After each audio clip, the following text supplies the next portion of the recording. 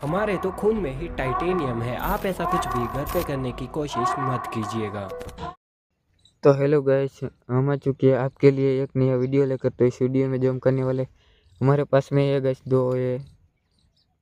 दो फटाका। तो गाइस इसमें हम आग लगाने वाले हैं और गैस देखने वाले हैं ये दो फटाका है वो कैसे जलते हैं।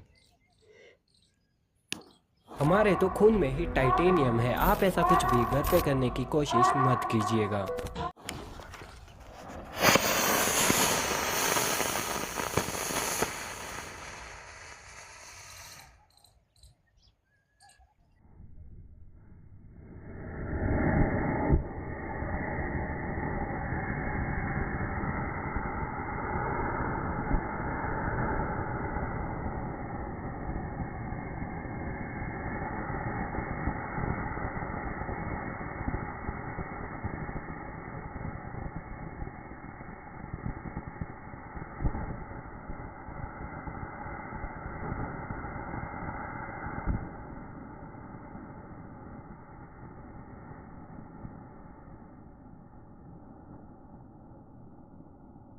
तो गाइस आप देख सकते हो